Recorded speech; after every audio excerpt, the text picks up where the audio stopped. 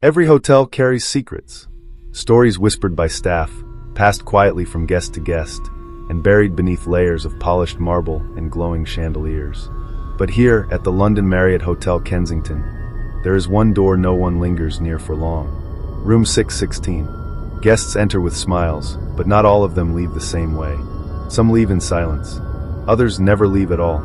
What if I told you that in the heart of London's luxury, behind one locked door, comfort turns into terror, and that no matter how modern the walls appear, the past refuses to let go? You're about to step into the room most people never dare to. If you have the courage, subscribe right now, because once this story begins, leaving won't be so easy. The London Marriott Hotel Kensington stands as a symbol of refinement. Guests arrive from every corner of the world. Business travelers in pressed suits gather near the bar. Families fresh from Heathrow wheel their suitcases across the gleaming lobby floor, and honeymooners pause to marvel at the chandeliers above their heads. The marble pillars shine, polished to perfection, as if the hotel itself is determined to present an unshakable image of calm and comfort.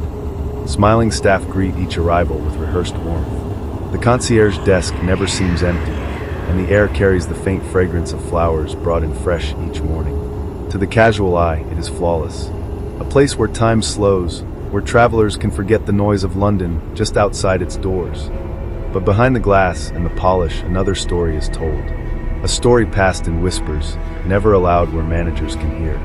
Among the housekeeping staff, among the bellhops, and among those who have worked long enough to see what others have not, one room is spoken of differently. Room 616. They say its number appears often on the nightly roster, but the room itself is rarely shown to visitors. When it is explained away as a last-minute change, or the only space available. Guests who book it often leave earlier than expected, their faces pale, their complaints vague. And when the door is closed, more often than not, a sign hangs from its handle, under maintenance. But the truth is stranger than any label. Employees who have carried its key speak of something that cannot be explained by faulty wiring or plumbing. They describe a chill that creeps into their hand the moment they touch it, as if the brass is not like the others. Bellhops have sworn the key to 616 is colder than the rest. No matter how warm the air in the lobby, no matter the season, no matter how long it sits on the hook behind the front desk, it feels wrong. And though the lobby sparkles and the walls shine, and the guests laugh as they sip their wine, everyone who works here knows. There is one place in this hotel where laughter does not last. One door that staff avoid when they walk the upper halls at night, and one number that carries with it a weight heavier than marble, heavier than silence. 616. In the early 2000s, during one of London's largest financial conferences, an American businessman arrived at the Marriott Kensington. He was a man of order, a man who lived in schedules, spreadsheets, and deadlines. He was expected to attend meetings, deliver a keynote, and fly home within a matter of days. To him, the hotel was nothing more than a place to rest between negotiations. His colleagues later recalled that he looked tired, worn from travel, but otherwise calm as he checked in. He accepted his room without question. The number printed on his keycard, 616. On his first evening, he followed a routine. A phone call home. Notes prepared for the next morning's session. A shower, a late meal from room service. Nothing unusual. Nothing to suggest what would follow. But sometime past midnight, the atmosphere began to change. The television, which he had left on for background noise, erupted into a storm of static. White noise filled the room, loud and sudden, so sharp it pulled him from sleep. He rose, half awake, fumbling for the remote, but the buttons did nothing. The screen refused to switch off, its glow casting restless shadows across the walls. He reached for the bathroom light, only to find it flickering violently above the mirror, flashing bursts of white across the tiles like a warning. Then came the air conditioning. Instead of cool air, it coughed out something else, an acrid smell, a faint smoke, as if wires were burning inside the walls. He staggered back, the stinging in his throat growing stronger. And then, at precisely 3:16 a.m., it happened. He felt the warmth of breath against his ear. A whisper so close, so sharp, it froze him in place. 2 words. Get out. He turned instantly. The room was empty. The bed untouched. The window closed. The door locked. No one could have been there.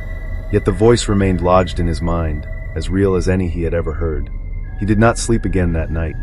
The next morning, he left quickly. Colleagues saw him at breakfast, his eyes red, his suit disheveled. his hands trembling slightly as he stirred his coffee. When asked, he only muttered that he hadn't slept well. He attended his first meeting, then vanished from the conference altogether. His luggage was never collected. His hotel bill, however, was settled in full, as if he had checked out normally. But when his co-workers tried to contact him days later, there was no answer. His flight was never boarded. His return to the United States was never recorded. To this day, his name does not appear in any hotel log beyond that single night. The only trace that remains is the room number, 616. Months after the businessman's disappearance, room 616 was once again assigned to unsuspecting guests. This time, it was a young couple, newlyweds, traveling from abroad, eager to spend their honeymoon in London. For them, the Marriott was a dream destination, 5 stars, modern comforts, and the romance of the city just beyond the window. They checked in late in the evening, carrying with them flowers, champagne, and laughter. Staff would later recall how happy they looked as they passed through the lobby, hand in hand, unaware of the history their room carried. By midnight, the first sign appeared. The bathroom mirror, perfectly clear only moments before, began to cloud with condensation. The couple had not showered. The air was cool, yet the glass fogged as if unseen breath pressed against it. The husband leaned closer, wiping a streak with his palm. And there, written into the haze by a finger that was not his own, were 4 chilling words. "You don't belong here." They laughed nervously at first, convincing themselves it must be a prank, some previous guest, perhaps, who had written it before. But no matter how many times they cleaned the surface, the words returned, perfectly legible, each time the mirror clouded again. Then came the sound, a faint sobbing, barely audible, drifting from the bathroom. The wife froze, her face pale, her body rigid. She whispered to her husband, "Do you hear that?" He did. A soft, broken cry. A woman's voice. The bathroom door was locked from the inside. They stayed awake for the rest of the night, lights on, clinging to each other in silence. At dawn, they packed their belongings and fled. At the front desk, they refused to explain why they wanted to leave. But witnesses remember the wife's trembling hands and the way the husband kept glancing over his shoulder, as if afraid something had followed them out of the room. And now I ask you, if this happened to you, if the mirror itself warned you that you did not belong, and if you heard crying from a room that was locked and empty, would you run? Or would you try to stay and uncover the truth? To understand room 616, one must go back decades, long before the hotel ever opened its doors, before the Marriott name meant luxury. The year was 1940. The place, Kensington, London. It was a time when the city lived in fear of the Blitz, when German bombers carved destruction into entire neighborhoods, and when families huddled in basements, never knowing if dawn would come. The site where the hotel now stands was once a row of townhomes. Modest, brick-built, lined with iron railings and narrow windows. One of those homes belonged to a family of 6, a mother, a father, and their 4 children. On a cold night in September, the air raid sirens wailed. Residents rushed for shelter. But for one family, time ran out. A bomb struck without warning, leveling their home to the ground. The aftermath was brutal. Neighbors spoke of fire swallowing the rooms in seconds. The mother and children were pulled from the wreckage, lifeless, their final moments marked by terror. But the father's body was never found. Whether consumed in the blast, buried under stone, or something else entirely, remains a mystery. In the years that followed, the ruins sat silent. Locals avoided the site. Some swore they heard footsteps along the rubble at night, long after the fires had gone cold. Others claimed a shadowy figure wandered the perimeter, pacing as though searching for something or someone.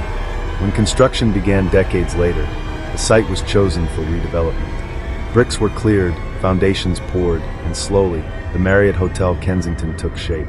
Workers on the project often spoke of strange accidents, of tools misplaced, of scaffolding collapsing without reason.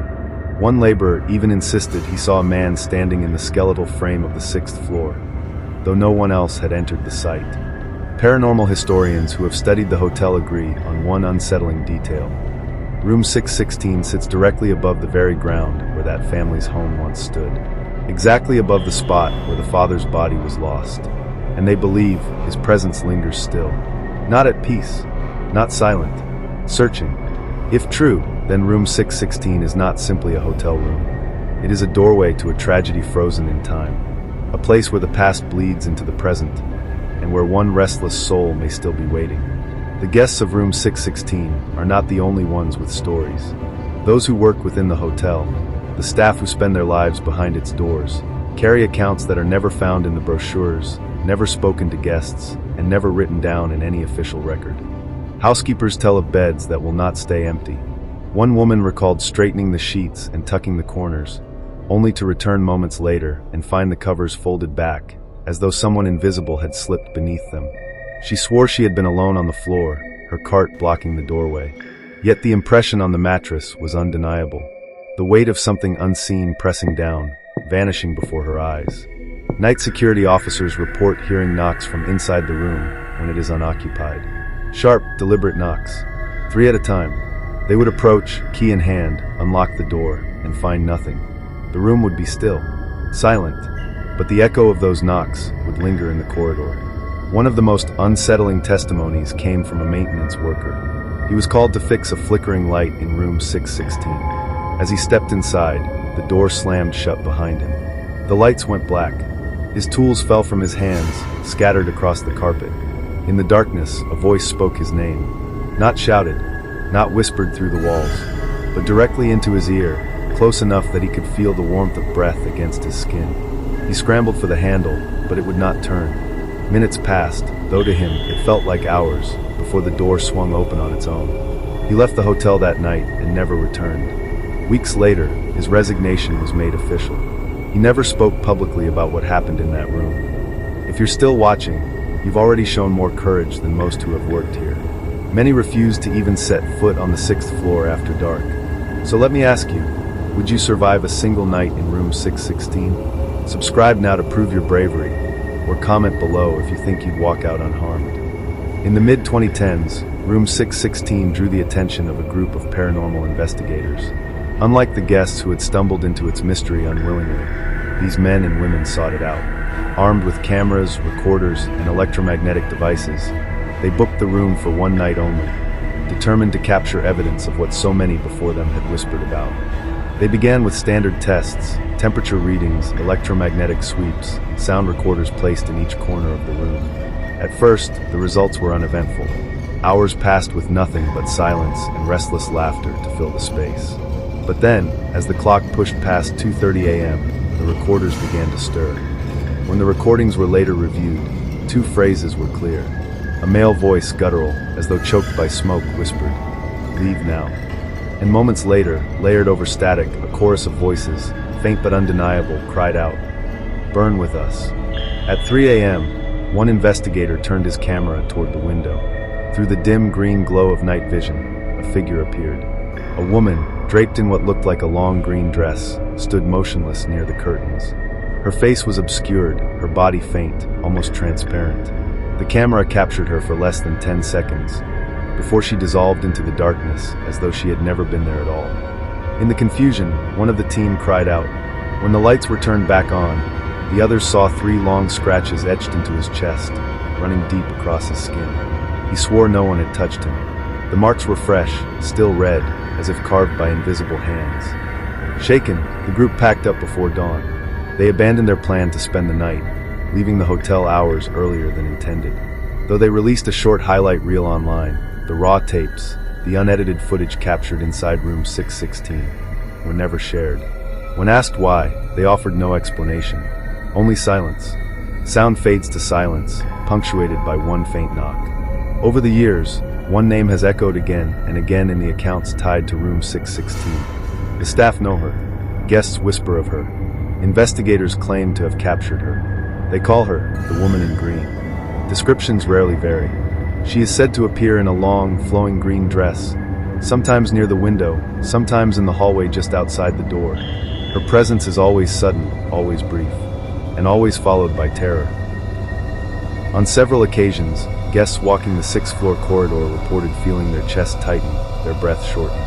More than one has collapsed to the ground just outside room 616, gasping for air.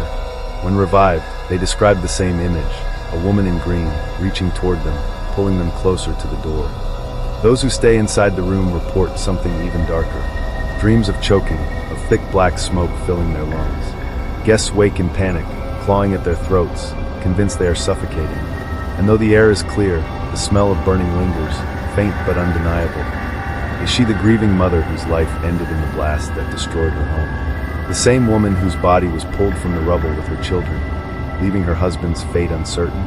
Some believe her spirit roams the halls, searching, calling out, bound to the place where her family's lives were torn away.